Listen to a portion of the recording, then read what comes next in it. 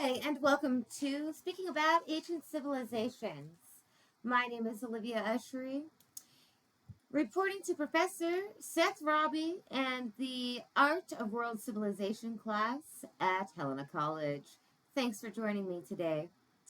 After recent days of research, studies have taken me back into the ancient civilizations where people like you and I roamed the earth, leaving us a trail of evidence as to how they once lived and how they molded our modern society.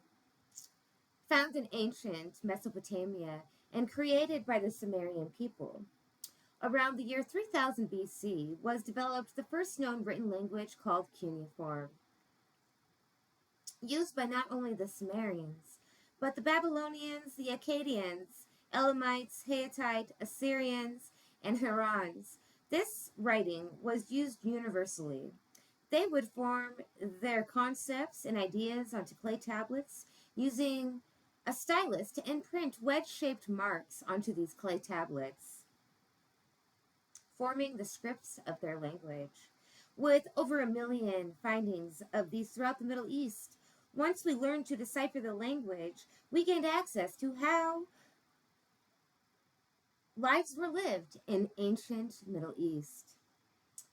About 600 miles from Mesopotamia was the civilization of ancient Egypt.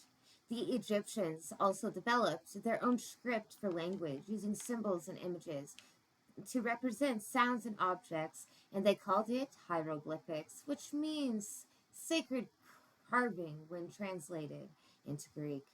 The two most significant pieces of these writings was the cuneiform Bayesian inscription that was written trilingual in Babylonian, Elamite, and Old Persian.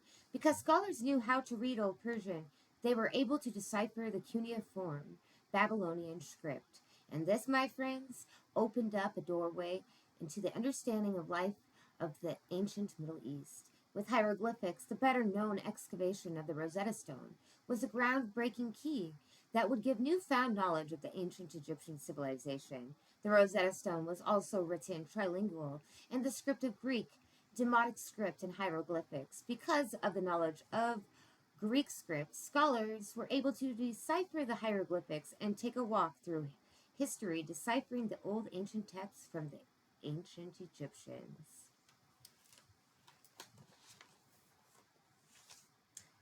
Through other studies, it has been found that both of these writings were for keeping record of business transactions, monumental display, and honoring royalty and deities.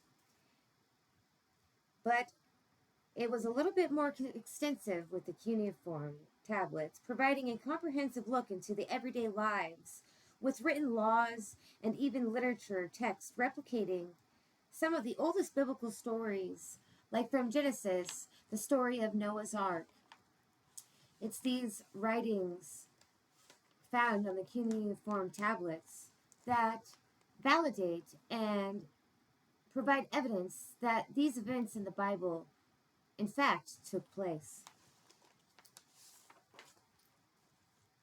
In conclusion, the Rosetta Stone provided historians and scholars with a key to deciphering Egyptian hieroglyphics. However, the hieroglyphic language was contained and used only throughout ancient Egypt, and only certain high priests and elite people were allowed to use it.